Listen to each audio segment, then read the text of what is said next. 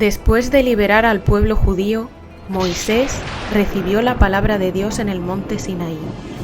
El mismísimo Yahvé le pidió que construyera una caja de madera y oro para contener las piedras de los mandamientos y otros objetos sagrados. Y le dijo lo siguiente: harás un arca de madera de acacia de 2 codos y medio de largo, codo y medio de ancho y codo y medio de alto. La revestirás de oro puro, por dentro y por fuera la revestirás. Harás también varales de madera de acacia que revestirás de oro, y los pasarás por las anillas de los costados del arca para transportarla. Los varales deben quedar en las anillas del arca y no se sacarán de allí. Y en el arca pondrás el testimonio que yo te voy a dar.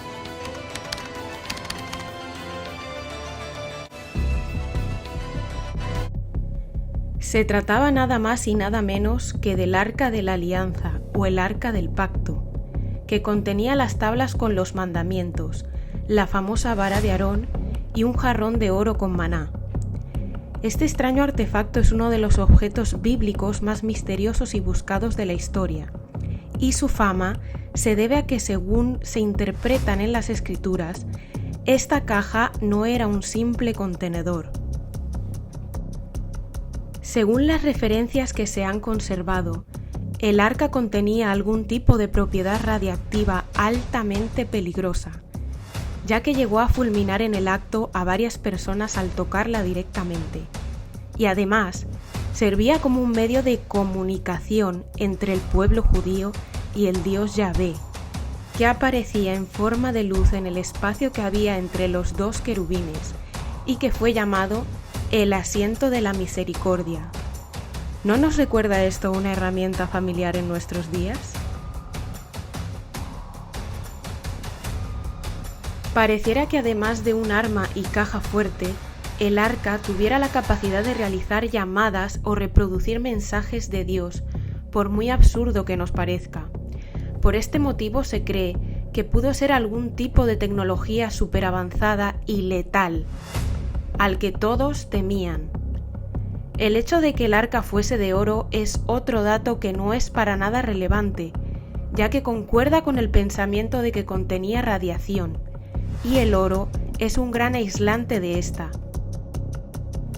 ¿Casualidad? En este canal, afortunadamente, no creemos en las casualidades. Ejemplo de esta letalidad fue uno de los hechos relatados en la Biblia, que cuenta cómo los sobrinos de Moisés fueron fulminados por el arca al acercarse a ella sin seguir el protocolo. Todo esto es muy interesante, pero hasta este punto os estaréis preguntando: ¿dónde está el arca? Para contestar a esta pregunta, primero tenemos que remontarnos unos cuantos miles de años atrás. Durante un largo periodo, el arca fue utilizada como arma en numerosas batallas por los israelitas y terminó en el templo del famoso y misterioso rey Salomón en el año 960 a.C., donde permaneció en una cámara de oro. Este artefacto se menciona alrededor de 200 veces en la Biblia antes de que se guardara en el templo de Salomón, para después desaparecer misteriosamente y sin apenas mención de ella en las escrituras. ¿Cómo es posible que un objeto tan sagrado y poderoso desapareciera como si nada? Probablemente los babilonios se hicieron las mismas preguntas cuando invadieron Jerusalén en el año 587 a.C. No hallaron ni rastro de ella. ¿Qué pasó con el arca durante esos años? El autor Graham Hancock es uno de los que apoyan la teoría de que el arca se encuentra desde entonces en Etiopía. En el libro sagrado de los etíopes, el Kebra Nagast, se dice que la reina de Saba quiso conocer al rey Salomón, famoso por su sabiduría. En su estancia, los 2 reyes se enamoraron y tuvieron un hijo, al que llamaron Menelik, pero este hijo creció en el país de su madre, Etiopía. Se dice que cuando Menelik creció, fue a visitar a su padre, el rey Salomón, a Jerusalén, y consiguió robarle el arca. Al darse cuenta Salomón del hurto por parte de su hijo, mandó a sus hombres a perseguirlo.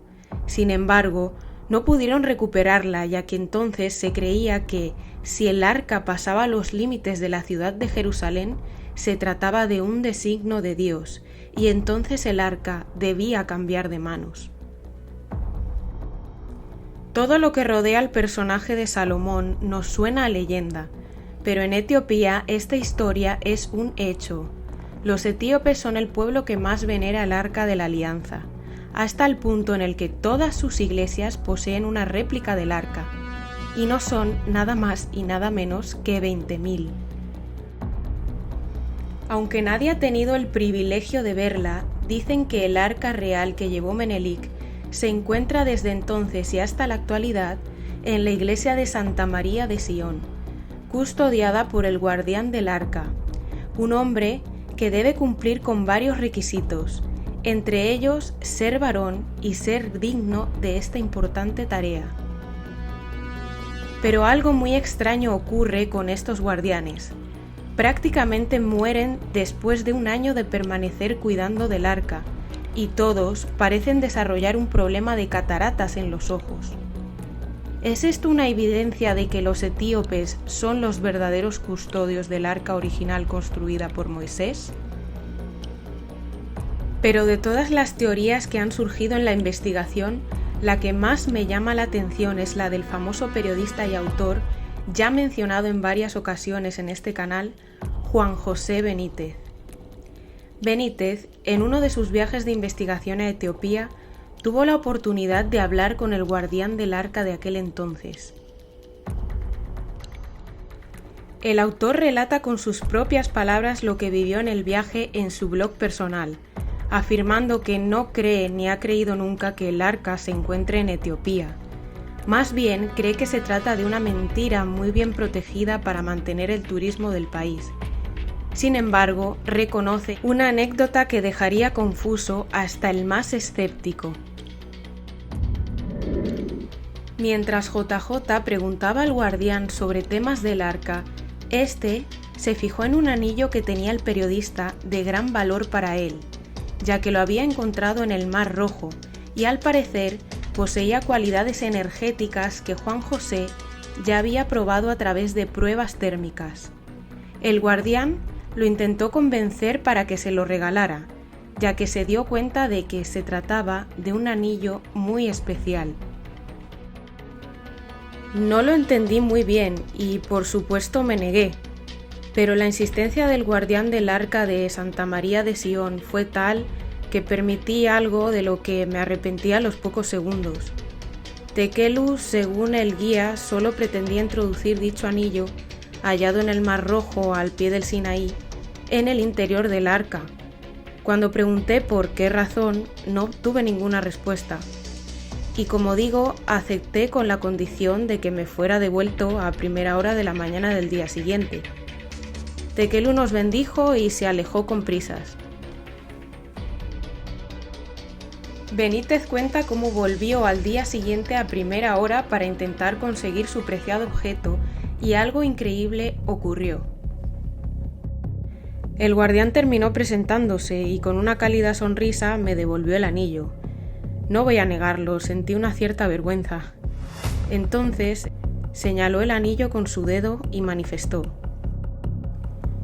Esta noche, al introducirlo en el arca de Dios, se ha iluminado. Fueron sus únicas palabras, no permitió que profundizara en el asunto y todavía hoy, al recordarlo, no sé qué pensar. Tekelu nunca supo de las singularidades y propiedades de este anillo de plata, capaz de emitir un intenso halo blanco. Jamás vio las termogramas. ¿Cómo pudo saber una cosa así? ¿Cómo pudo ver esa luz o energía si solo es perceptible con los sistemas de termovisión? Y lo más intrigante, ¿existía en verdad el Arca de la Alianza? ¿Había depositado el anillo en su interior? Aquí es cuando cobra sentido la teoría de Benítez basada en la amenaza que Yahvé le hizo a Salomón de que destruiría Jerusalén como consecuencia de la vida de pecado del monarca y que por tanto este astuto hombre había escondido el arca en las profundidades del templo, del que hoy solo queda el famoso Muro de las Lamentaciones. Según Benítez, los judíos son conscientes de esto y por este motivo jamás cederán Jerusalén a los árabes. ¿Será este el motivo por el que surgió el grave conflicto entre estos dos pueblos y que persiste hasta miles de años después? La idea no parece tan descabellada. Dejadme vuestras opiniones en los comentarios. Son varias las hipótesis, aunque la clave para mí hay que buscarla en la ya referida y trascendental advertencia de Yahvé a Salomón. Si vosotros y vuestros hijos os volvéis de detrás de mí y no guardáis los mandamientos, yo arrancaré a Israel de la superficie de la tierra. Surgen cientos de opiniones distintas alrededor de este fantástico objeto, como suele ocurrir con las reliquias relacionadas con la Biblia. Es difícil relacionar estas opiniones tan diversas, ya que se tiende a mezclar religión con historia y ciencia. Antes que su paradero, una de las cuestiones principales sería resolver qué es el Arca del Pacto y cuál fue el propósito de su creación. ¿Pudo ser un objeto mágico que se ocultó por sí mismo en otra dimensión u otro plano al ver la profanación que se cometía con ella? Es posible que funcionara como la lámpara de un genio, pero en lugar de un genio, ésta contendría a Dios, o por lo menos su imagen o proyección. El hecho de que Dios la mandara hacer con unas medidas exactas puede llevar a pensar que esas medidas dotaban al arca de un poder sagrado. Se cuenta que los templarios también emprendieron un viaje de búsqueda del arca y que incluso pudieron llegar a poseerla en secreto. Pero el arca que se atribuye a los templarios no era más que una caja de madera, sin adornos ni oro. Es por esto que surge la creencia de que existen dos arcas, la representada con los dos querubines de oro y en otras ocasiones como una simple versión de madera. Personalmente, no creo que se trate de dos arcas distintas, ya que para los judíos era un pecado muy grave reproducir réplicas de objetos sagrados, algo que Moisés debía saber. ¿Y si se tratara de la misma arca, pero el arca de la versión templaria es el arca carente de poder? En la Torá se hace referencia a que el arca fue elevada a otro plano cuando el templo de Salomón empezó a ser corrompido, y que por tanto ese era el propósito de los querubines que tenía encima, custodiar el arca. De este modo, los querubines volarían con el arca a otro plano. ¿Es posible que lo que quedara solo fuera la parte física del arca? Esto explicaría por qué el arca que conocieron los templarios era de madera y sin querubines. ¿Sería posible que el oro y los ángeles quedaran en el astral u otra dimensión? ¿Y vosotros? ¿Dónde creéis que está el Arca del Pacto? Dejádmelo en los comentarios. Un saludo y hasta la próxima.